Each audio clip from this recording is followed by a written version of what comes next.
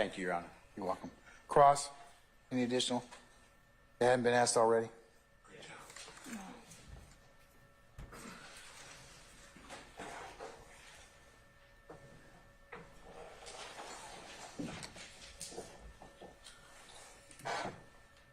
May it please the court, Your Honor. Good morning, Detective Benton. Good morning. My name is Max Schardt. I represent Shannon Stillwell. My understanding is you're an investigator with Atlanta Police Department, correct? I'm a detective, yes. Okay, detective. Okay.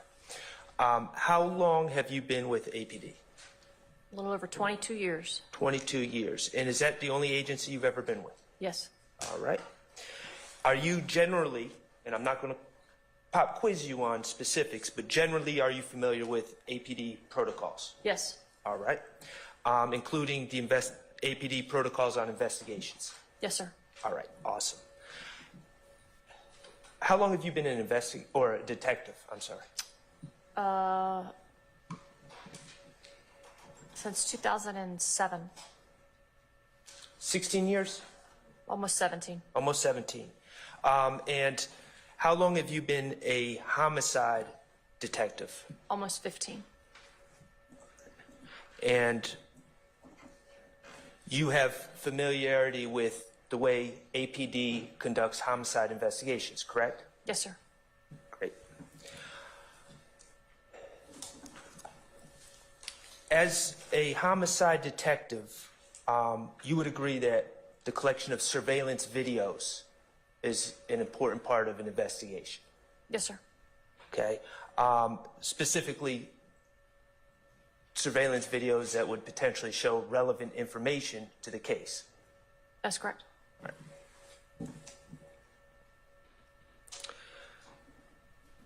Would you agree that if you are aware of information that something supposedly happened at a specific location, surveillance video could help prove or disprove that notion?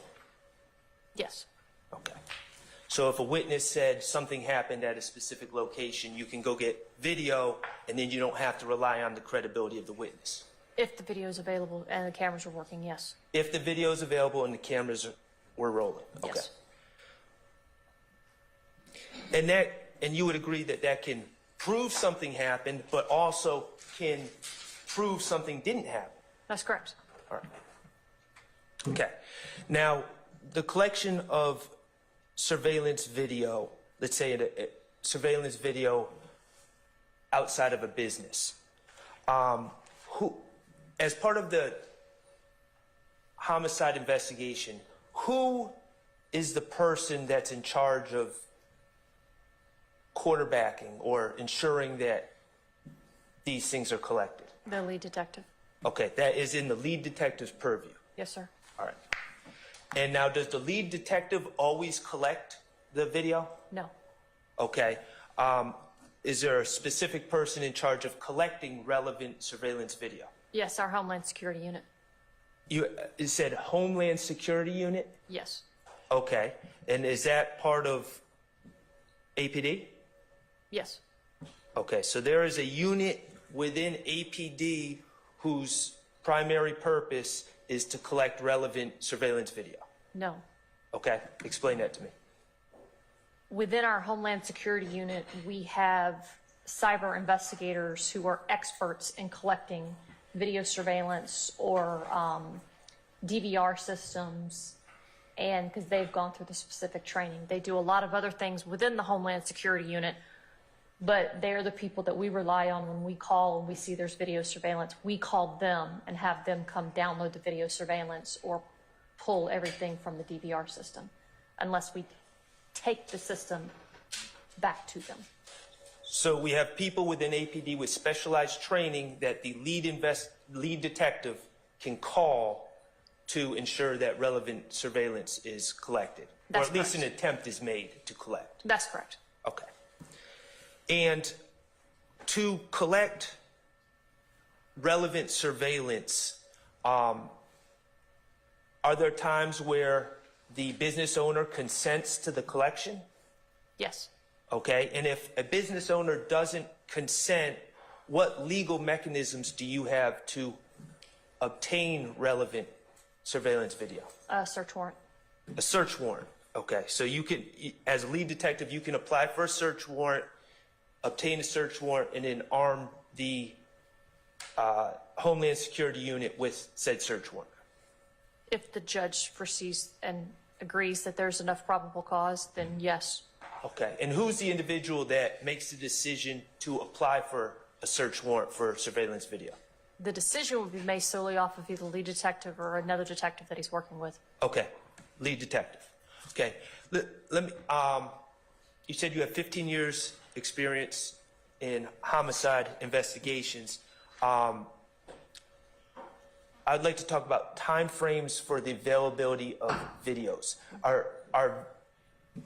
Is it fair to say, before I go into specifics, is it fair to say that the time frame for the availability of video differs from business to business, system to system? That's correct. Okay.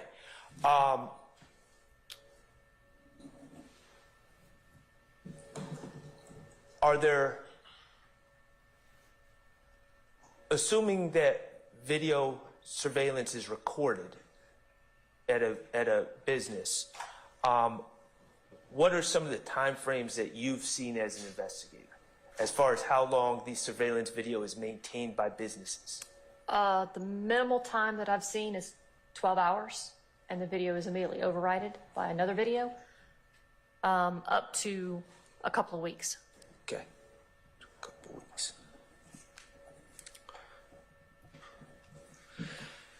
Now, how quickly, as a homicide detective, how quickly are you assigned to investigate a homicide? When the officers contact homicide, Okay. advising they're on an active scene, the supervisor in homicide then contacts who's ever at the top of the rotation. We have a unit rotation, so let's say I'm at the top of that unit rotation. Doesn't matter what time or what day that case comes up, that's going to be mine. I then go to the bottom of the rotation and work my way back up. That way each detective has around about the same number of cases at the end of the year. So it would be whatever supervisor is working would immediately contact that lead detective, whether they're at home, they're at work, and they take the lead role immediately. So a 911 call comes in, say, responding officer arrives, and then if there's unfortunately a dead body, homicide is called. That's correct. And is it fair to say you're generally on the scene or working on the case, assigned to the case in a matter of hours? A number of hours, yes. It Okay. depends on how long it takes to contain and secure the scene, and if the person actually did expire from their injuries. Okay, and typically, that lead detective that's on the scene, they're leading the sole investigation on the case, correct? Typically, there's not concurrent investigations. Sometimes there are. Like feds, maybe? Other Feds, law enforcement? Other law enforcement agencies, yes. There are concurrent investigations going on, yes. All right. As an investigator, a detective, I'm sorry, when you find evidence, do you typically broadcast it to the world? It depends on what the evidence is. Okay, so if you find physical evidence, do you typically run and tell reporters all about it, or do you keep some information close to the vest, so to say? Well, in 2013, things were a little different than they are here in 2024. It depends on the detective. Back in 2013, the detective could make the choice to contact a reporter straight out and advise them that they needed some help and give them part of the investigation information on the investigation. Back in 2013, they could do that. Okay. Would that be to ask the public's help in identifying people and things of that nature? I wouldn't know. what any other detective would do with that information. All I can tell you is that you could do that back in 2013. Okay. When you develop a suspect, do you typically inform the suspect? Is it policy that you have to inform the suspect that they are a suspect? No. Okay. So you could keep that within law enforcement? Yes. Okay. So there's a time during an investigation where law enforcement may be investigating a crime, but a suspect would have no reason to be collecting evidence or doing their own investigation. You would agree? I wouldn't know. I would not. I wouldn't know. Every investigation is different. There's been times where I've investigated a particular person. They were well aware that they were being investigated, even though I had never mentioned it and never spoken to them, but they knew that they were being investigated. So I couldn't tell you what other people think we're doing. Okay, but going back to, I guess, my initial question, it's not policy that you would inform anyone. Sometimes, yes, sometimes no. Like I said, it depends on the case and it depends on the investigation. Okay.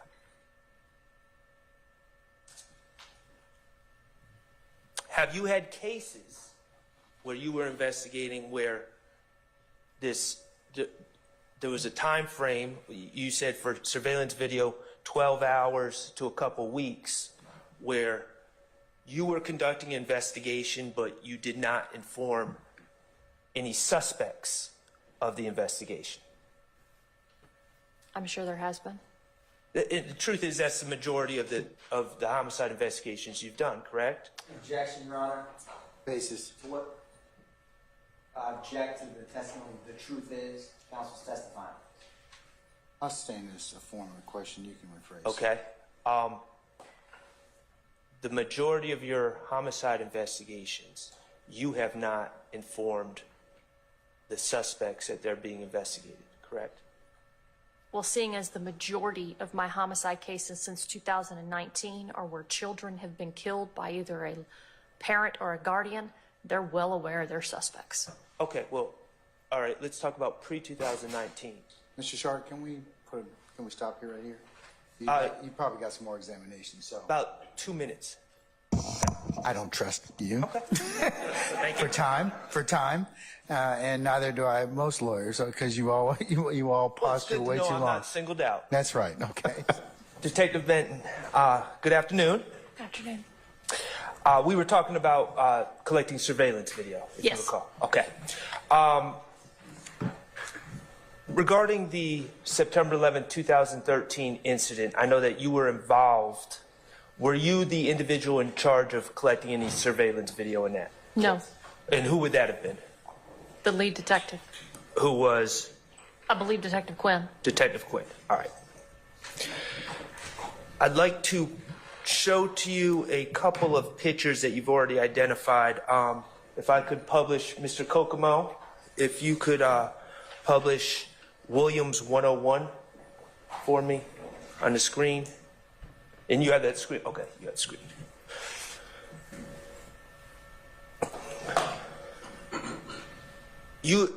You have identified this picture already as being an accurate depiction of September 11, 2013, correct? That's correct. Okay. Above the car, do you see a McDonald's Yes. sign? Okay. Could you, Mr. Kokomo, Williams 156. And is this also a depiction from September 11, 2013? Yes. Okay. And this would be at the corner, essentially the corner of Cleveland and Old Hateville, correct? That's correct. Okay. And you would agree that at that time there was a McDonald's restaurant on the corner of Old Hateville and Cleveland Avenue, correct? That's correct. On the other side of Old Hateville Road, but also on the southwest corner of Old Hateville and Cleveland. If you say so. Okay. At the corner of Old Hateville and Cleveland. Yes. We'll just keep it simple. At that time, that restaurant was open? I have no idea. Okay. As a Atlanta police detective for a number of years, you are aware of that McDonald's at the corner of Old Hayville and Cleveland, correct? That's correct. Okay. And did that McDonald's have surveillance video, to your knowledge? I have no idea. You don't know? Okay. Do you know if that McDonald's, we're seeing pictures from September 2013, is that McDonald's still standing today? Do you know? I have no idea. Okay. Okay. Now, I'm going to ask you about one more case, and that is a death of Donovan Thomas on January 10th of 2015. Were you the lead investigator in that case? Don't believe so. Okay, so you would not have been involved in charge of collecting surveillance involving the death of Donovan Thomas in 2015? No. Okay. Do you know who the lead investigator on that case was? No. Is there a detective, James or Jim Thorpe, that works for Atlanta Police Department as a homicide detective? No. What, in January 2015, was there an APD detective, James Thorpe, that worked for Atlanta Homicide? Yes. Okay, thank you. Beg the court's indulgence.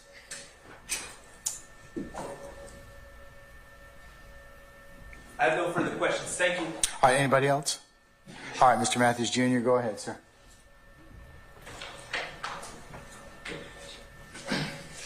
Good afternoon, detectives. How you doing, sir? My name is Attorney Careton Matthews Jr. I represent Mr. Marquavius Huey. Just a couple questions. You remember telling this jury that you didn't want to touch certain items in the vehicle because you didn't want to contaminate any of the evidence. That's correct. And that's because those certain items, that physical evidence, tell the story. It could potentially, yes. Okay, no further questions. Anyone else? Any redirect? Yes, Your Honor. Detective Ben, on cross-examination, you were asked if certain items in the car could obtain evidence. Do you recall that? Yes, sir. Do you typically collect every piece of paper, fabric, fiber, cup, and every item adding crime scene that you're processing? No. Why not? It depends on the case. Every case is different. Every time we investigate something, the scenes are different. The individuals involved are different. Every case is different. So it typically depends on the totality of the circumstances behind that case. And Detective Ben, how do you determine what you will not collect from a crime scene? If I'm the crime scene, in charge of the crime scene, and like on this one, if the lead detective directs me to do something, then I will do it. But in this particular instance, I was asked to just preserve and send the car onto the annex so they could spend quality time in a controlled environment. But other times, it literally depends on the investigation and the circumstances of the case. What did you understand your purpose to be in processing this Nissan Altima on September 11th, 2013? I wasn't to process the Nissan Altima. I was to have the crime scene techs photograph the Nissan Altima to get the firearms out because the vehicle would need to be transported, and the vehicle would be transported by a contract civilian tow company. And we can't have firearms and cell phones inside vehicles that are being transported by a contracted civilian or a civilian contractor. So my job was to take out the firearms, render them safe, and have our crime scene units transport them back so they can be processed and get the cell phones back to the lead detective. Photograph, mark, and that was the extent of what I was allotted to do. Do you recall some questions on cross-examination about shell casings? Yes. Are shell casings stationary once they're ejected from the gun? No, they're not. You were also asked on cross-examination about the windows on this Nissan Altima. Do you recall that? Yes, sir. Now, if I could have a little help from defense counsel, I wanted to publish Jeffrey Williams, Defense Exhibit 105. Would you be so kind?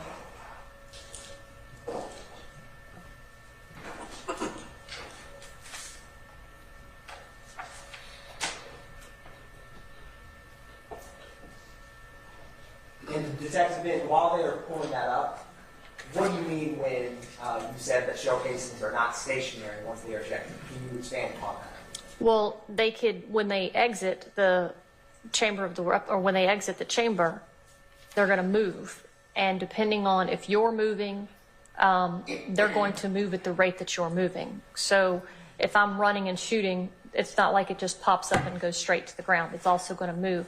Then you've got people running around before the scene is secured. They could be kicking shell casings. They can be moving shell casings. Other vehicles could be running shell casings over. Shell casing can get in people's tread of their shoes. So you never know when you get there exactly where the shell casings landed. Wind could pick them up and move them. We've seen that before. Thank you. Mm-hmm. And thank you for publishing that. Is it possible to zoom in a little bit on the windows of this vehicle? Thank you. Detective Ben, do you recall on cross-examination some questions about the windows on the Nissan Altima and whether they were up or down? Yes, sir.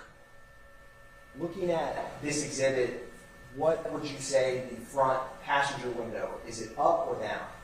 Sort of 3/4 of the way up.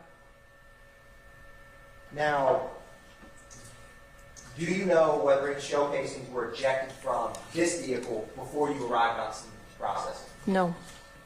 How about while the car was fleeing from police? I didn't have any of that information when I got to the scene.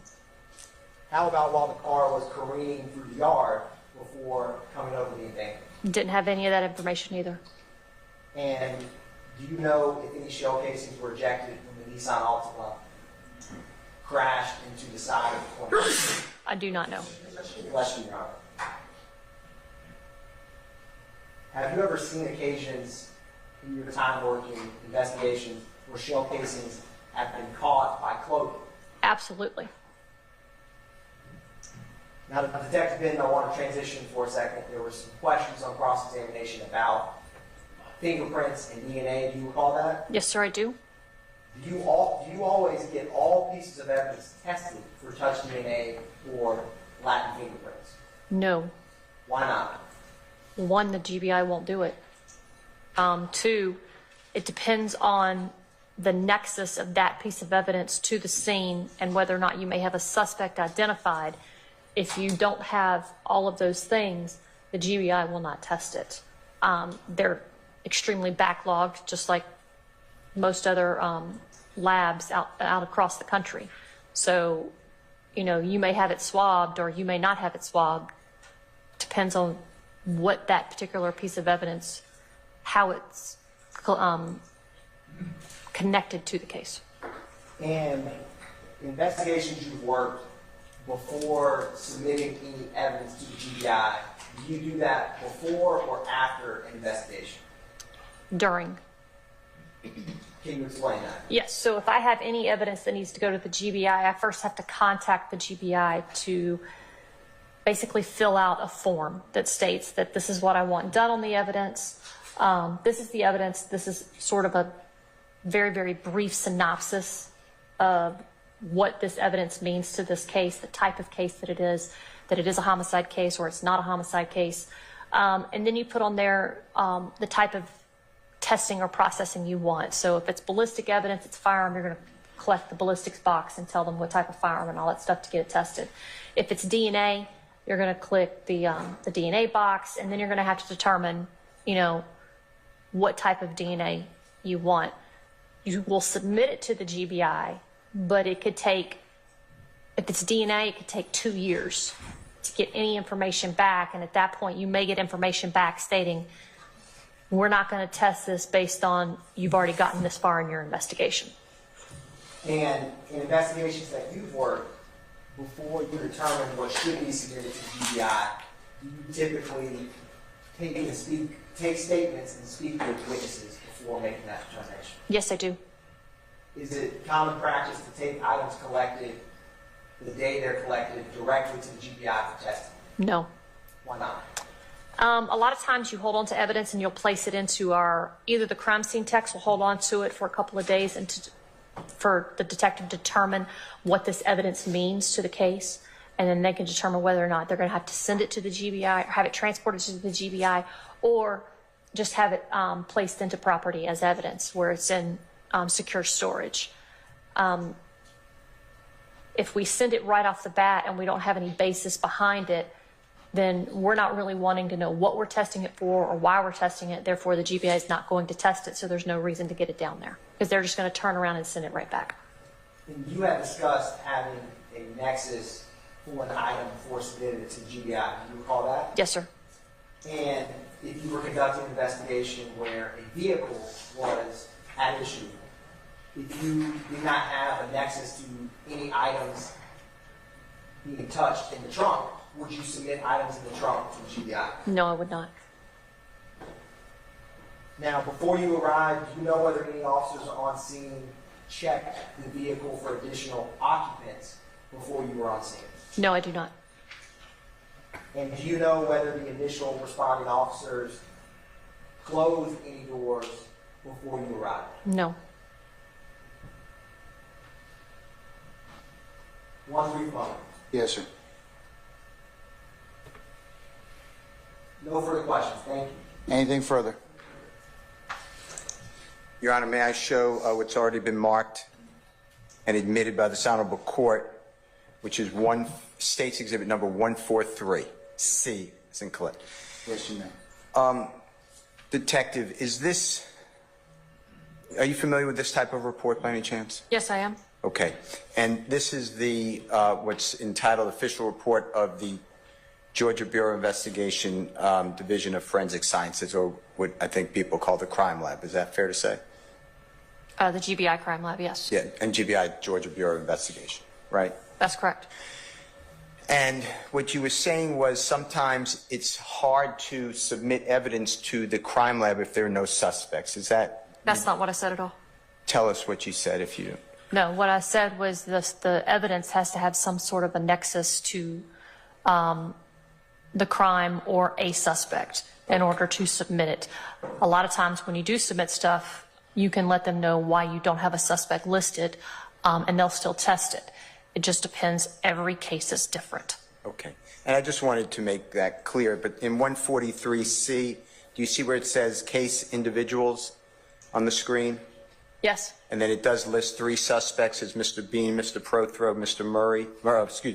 Murphy. You see that? It lists 3 subjects, not suspects. What did I say? You said suspects. They're not apologize. suspects, they're subjects. I apologize. Thank you. And then it has victim, and that's an officer. You know that? I know Roberson L., yes. Officer. Okay. All right. Now, this was submitted, if you can tell, to the crime lab. Let's see the date. Do you know the date? I don't know the date of submission. I know the date of the report. Let's see if you go down a little bit, if you don't mind. Madam President, I think that's you. You see where it says October 24th, 2013 in the center, and the following evidence was submitted. Do you see that? Yes.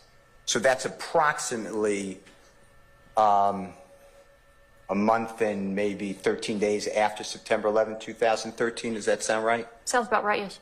And the crime lab would accept things, when I say things, items to test at any time as long as it was from an agency with law enforcement. Is that true? Between the hours of 9 and 4, yes. Okay. On Monday through Friday. Okay. All right. And thank you so much. Your Honor, with the court's permission, I'd like to ask the detective to look at what's already in evidence, State's Exhibit number 126C. All right. As in Colette. Charlie. Do you see on your screen Detective 126C as in Colette? Yes. And do you recognize, it's in evidence, but do you recognize this type of item by any chance? I have not seen this before. All right. Well, since it's in evidence, do you see at the top it says, it's being blocked, but the second line says Jeffrey Lamar Williams. You see that? Yes. And then Jeffrey L. Williams. You see that? Yes. then senior, and then Jeffrey L. Williams. Yes. Okay, and then the date below, or the date of birth below that, you see that it says August 16, 1991? That's correct. And then do you see the description? It's a black-skinned man. You see that? Description is black male, 6'3", 140 pounds. Okay, and the 6'3" is height? Yes. Okay. And then that has arrest date to the right. You see that it says 9/9, which is September 9, 2013? Yes. And that would be 2 days before 9/11, 2013, right? Yes, and yes. Okay. All right. Thank you, and thank you so much.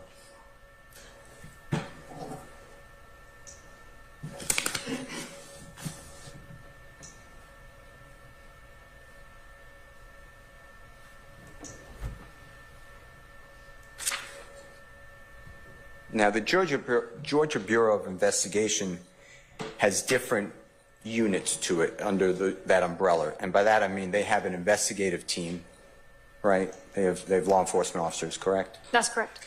And they have, like you, have crime scene analysts, right? I'm not a crime scene analyst. No. I didn't mean like you. I meant like your agency. Yes. They have crime scene technicians. No. They have crime scene investigators. Okay. Their crime scene investigators are sworn. They're not civilians, are civilians. So we have crime scene technicians, and they have crime scene investigators. Okay. And then I'm not saying they don't have other sections, but then they have scientists. Is that true? Forensic scientists, yes. And that's what you were referring to, and I was referring to as the Georgia Crime Lab. Yes. Medical examiners, if you know. I know they have a medical examiner's office. It's the DeKalb County Medical Examiner's Office. I don't believe it's attached to the building at the Georgia Bureau of Investigation Crime Lab. Do you know if the Georgia Bureau of Investigation Crime Lab have their own medical examiners throughout our state? I know they have a juvenile pediatric pathologist that works there. Okay. Then they have all the things you talked about, DNA analysis section, right? Yes. They have fingerprint section, right? Yes. Ballistics or firearm section, right? Yes. Okay.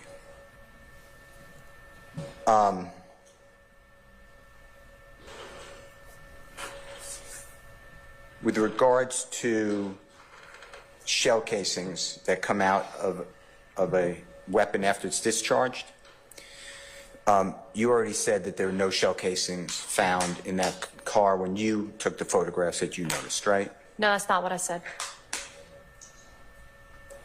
What did you say? I said that I was not looking for shell casings, therefore I did not go looking for them. I did not see any, so I did not look for them. Okay, but you didn't see any. True? I wasn't looking for them, no. Well, if you would have seen one, you would have No. photographed it, right? Yes, it would have been photographed. It was in plain view, yes. And it would have been collected. No. It would have been left for Detective Quinn? No, I would have called Detective Quinn and asked what he wanted us to do with the shell casing. Okay. Tell the ladies and gentlemen jury any evidence you have that a gun was fired from inside that car anytime from the time that Robertson L. was involved to the time that that car was walked up upon by you. That's not a question I can answer. Do you have any evidence that a That's firearm was... literally not a question I can answer. The only thing I can answer is how I processed that scene and the firearms that I took. I cannot tell you if there was any evidence inside that car to suggest that a firearm was fired because I did not process that car. You said that you collect any evidence that may be important. Did you say something like that? That's not what I said. I said my job on scene was to photograph the scene, preserve what was inside, except for the firearms and the cell phones. I took those out, and that's because I was advised to. Rendered the firearms safe, handed the cell phones, I believe, over to Detective Quinn, and then anything else that was involving that car was to be processed at a later date. And the car was then to be transported after being escorted down to the annex. Thank you, Your Honor. All right. Anyone else? Anything further? No, Your Honor. All right.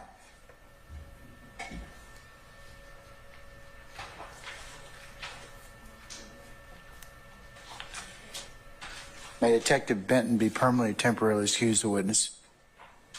Your Honor, temporarily. All right, Detective Benton, I'm going to temporarily excuse you as a witness. For now, you're free to go about your user dues and navigation. We'll give you plenty of head time when we need to call you back. Please don't discuss your testimony with anybody except the attorneys in this case, okay? Thank you, sir. All right, thank you, madam.